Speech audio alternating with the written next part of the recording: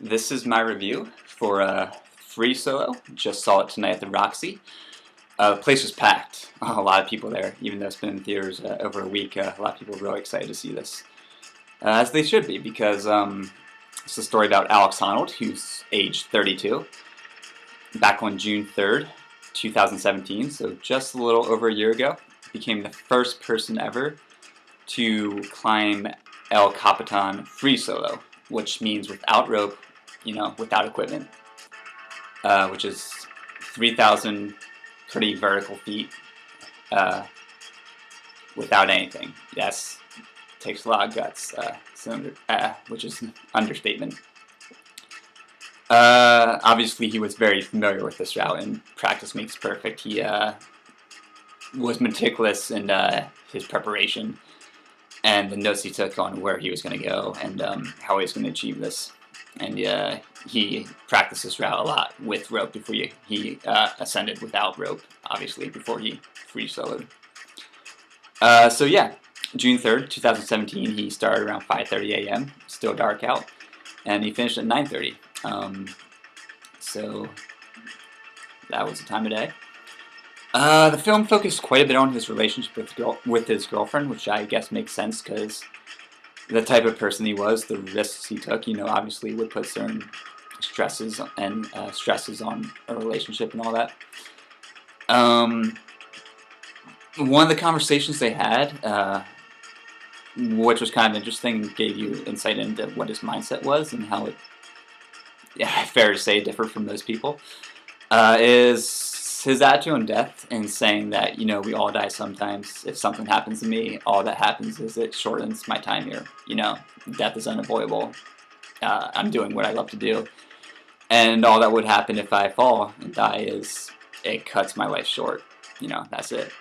Kind of makes sense, I guess. Shoot, what was I going to say?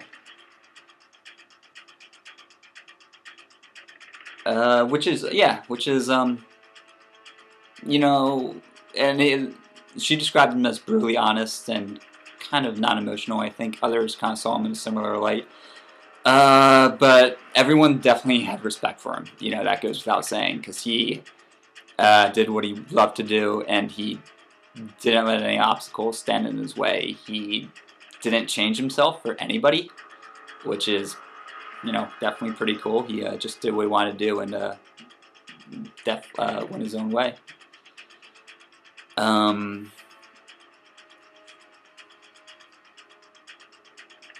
He lived in a van for over a decade, which is really cool, because he is, definitely someone that's very resilient, and he didn't need material possessions. I mean, he was motivated to achieve this, to become the first person ever to free solo El Capitan.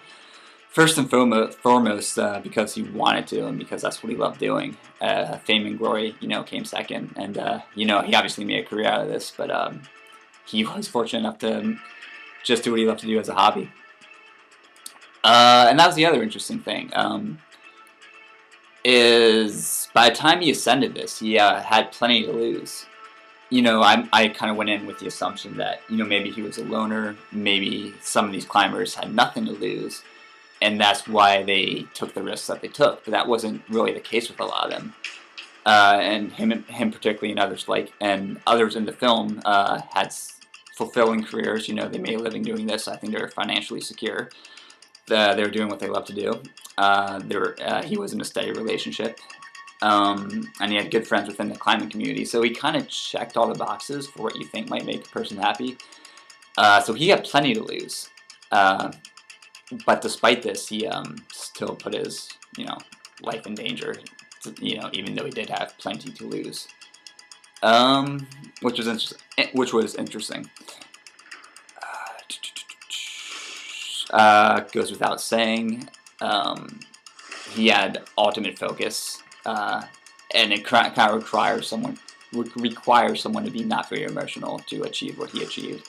Since I think 5 people had died, not free soloing, but just climbing in general on El Capitan since 2013. So that's 1 a year, and a lot of people like him free soloing have met their fate early.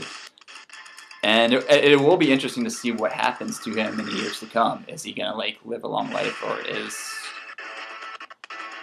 I don't want to. It sounds really terrible to say, but I think everyone wonders: is this what is going to end his life one day? Falling from a climbing accident, or will it not be? Will he live a long, long life, and he survives the risk that he's going to continue to take? I think everyone that sees this film, probably walks away wondering that.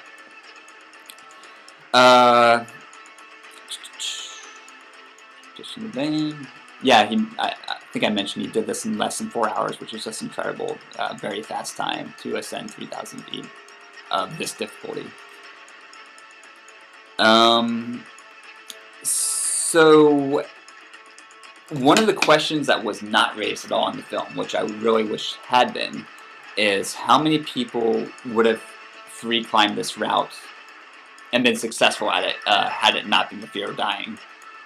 Was it more like the intimidation of dying that turned pretty much anyone away from attempting this, or was it also just an extremely difficult route, which I'm sure it was?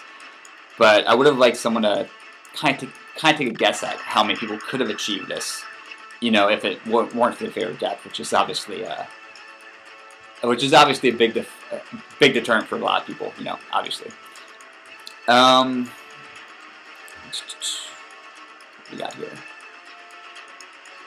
And the other question that I kind of walked away wondering was Alex was very skilled and obviously very brave. But to accomplish what he did, does it take one more than the other? My guess would be it takes more, him being brave and not being afraid and being self-assured and confident in his ability to succeed and not make a single mistake. My guess is that's what sets him apart from the pack. And this one guy, I was looking around the internet for some perspectives, and this one guy said had a quote saying, "There are climbers more skilled at climbing difficult routes than Alex. Alex is not even in competition for climbing the hardest grades," which I find that hard to believe. I think he's probably being too critical of his skills there. But he finished by saying, "However, there is no one close to him in his confidence on security off the ropes on difficult grades." So some people think his bravery is really what set him apart, and his confidence levels is what set him apart, and his mentality of just being that focused and that in control of his emotions. He was obviously in complete control of his emotions, which you have to be to attempt and succeed at what he did.